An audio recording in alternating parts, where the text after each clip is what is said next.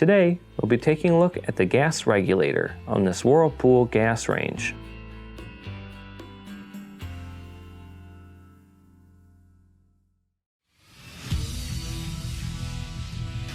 Be sure to visit ApplianceVideo.com, where you will find thousands of repair videos on the latest technology.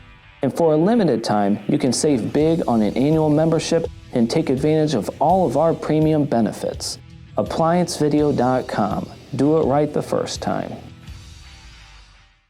Stop. Before beginning any repair, always be sure to disconnect the power to the appliance. It is also recommended to test the outlet for the proper voltage. Remember to also turn off the gas. You will need the following tools to complete this repair. Now that we've gotten to the back of the unit, we have clear access to the pressure regulator down here. Now, the main reasons why you'd be replacing your pressure regulator would be if you're not getting gas to your unit at all. There could be some type of internal problem with your regulator. If you have found out that it is not going through here, obviously that will need to be replaced. And another kind of weird thing that I've seen is sometimes when the oven is being used, you may hear a whistling sound because something is messed up inside the regulator. And while gas is pushing through it, it makes a whistle. If this is the case, it will need to be replaced. In order to do so, first we are going to disconnect the gas lines that are on it.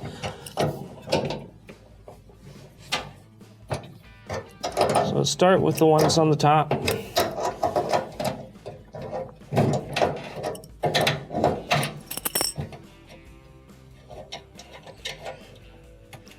Just give it a little wiggle. Now let's do the one on the side here.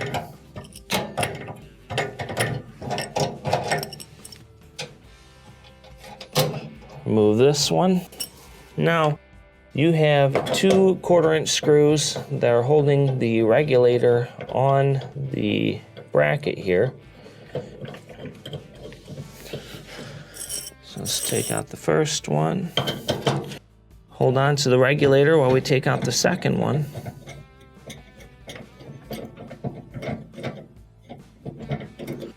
Then we'll want to push it down to disconnect it from that line, pull it out the side, and set it to the side.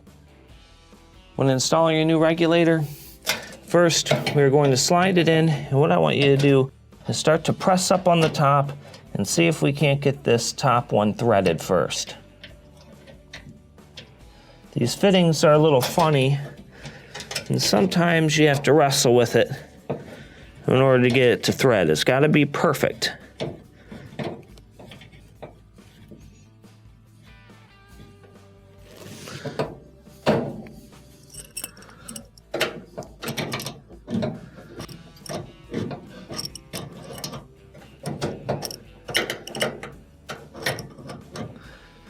All right. Looks like we have the top one started there. Let's go ahead and reinstall one of the screws.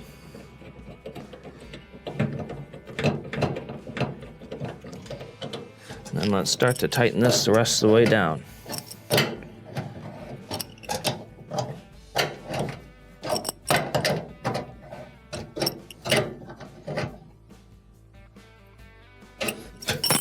Do not need to kill it. Get it in there as tight as you can and stop.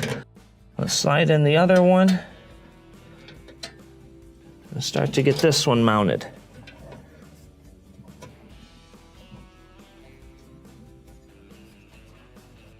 Once we have it threaded, let's tighten it up.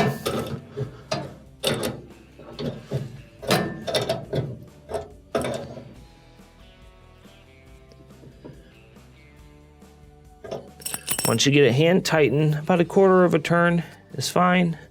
Let's put in the last screw.